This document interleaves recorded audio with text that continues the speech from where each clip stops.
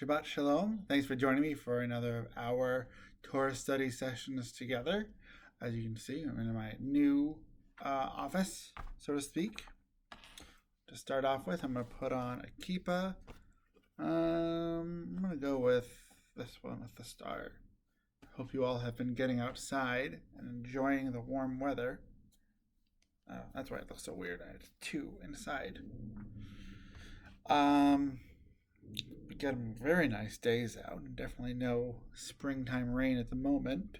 So, hope you're enjoying the weather as long as it cooperates.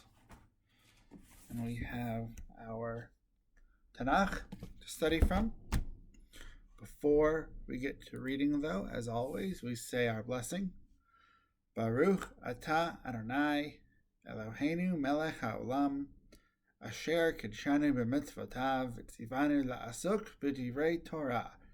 Blessed are you, Adonai our God, sovereign of the universe, who hallows us with mitzvot, commanding us to engage with words of Torah. All right, so we are reading from the portion Shemini. I don't think I'm pronouncing that right. Shemini. That might be wrong, but that's okay. It's all about learning as we go. I'm not performing for you guys. I don't mind being wrong every so often.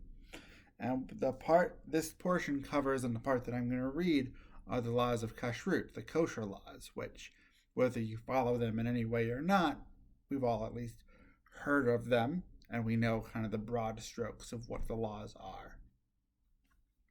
The Lord spoke to Moses and Aaron, saying, "Say to them, speak to the Israelite people thus. These are the creatures that you may eat from among all the land animals.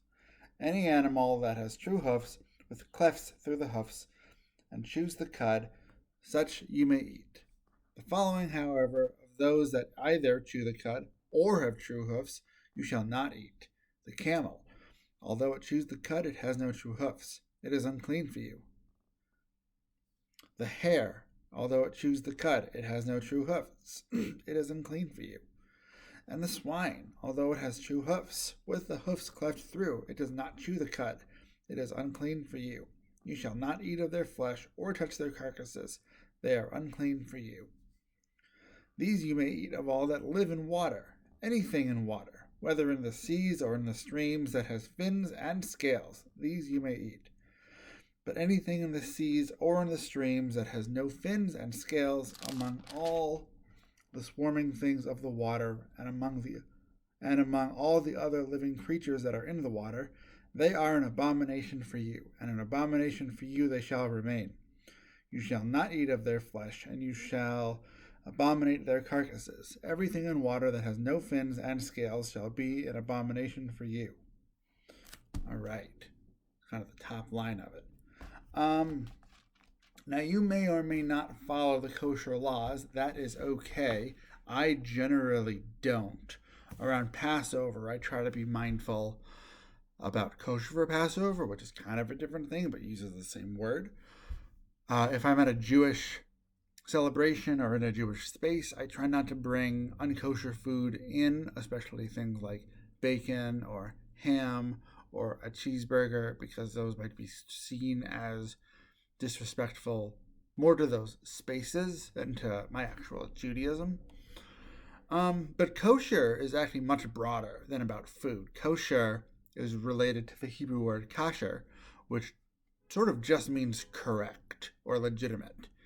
So kosher food is sort of seen as the correct food that God in the Torah wants Jews to eat. But I think that if we take the word kosher and sort of broaden it out to correctness, especially in food, that is something that we will be able to apply probably more easily to our lives. Some people are vegetarian or vegan or pescatarian.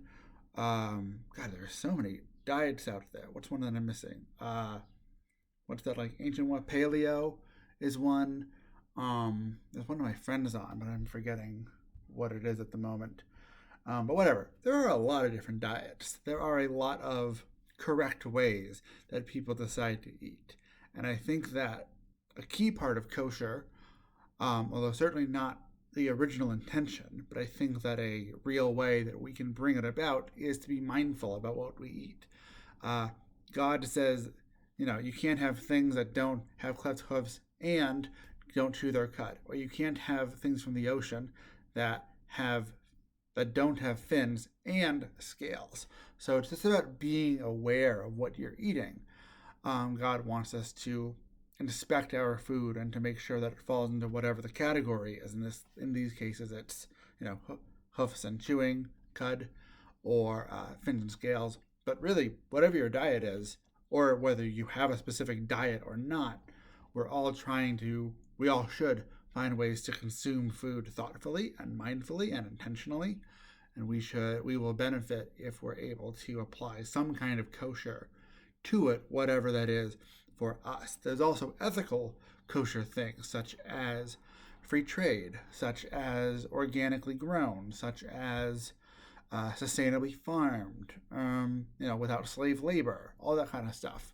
So whether your own kosher rules, whatever they are about the actual food, you're a vegetarian, for example, or whether because it's that they are ethically sourced, I think that a good rule of thumb is to find something that's meaningful for you, that makes your food you're eating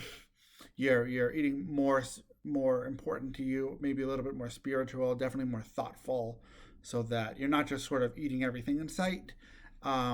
It's just that you are eating things with intention and that you are thinking about these things. And I like the guideline set in Tanakh of having the two rules. Sorry about that. I don't know what those two rules could be for you, but one rule is sort of really easy to have. 3 rules is a lot, but 2 seems to be a good way to kind of keep track of things and make sure that you're holding yourself up to a reasonable standard.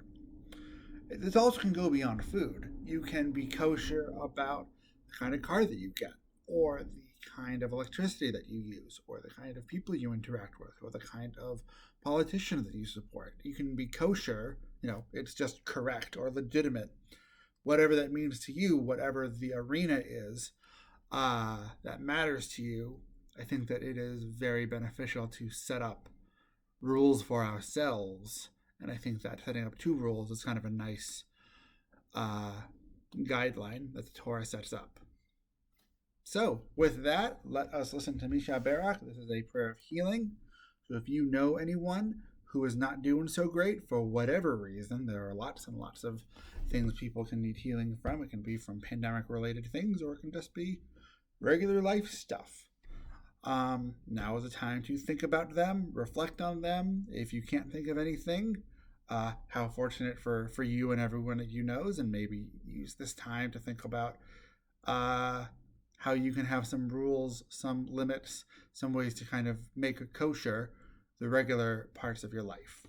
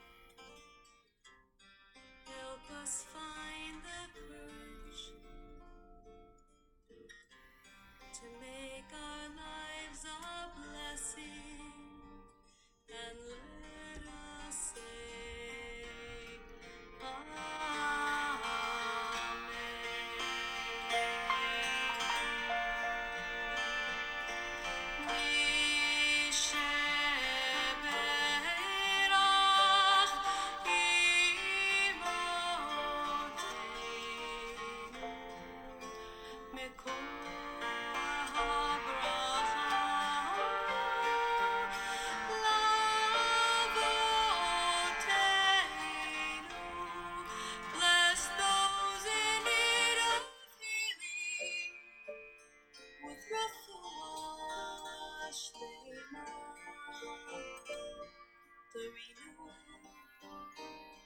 of body, the renewal of spirit. Then let us say, Amen.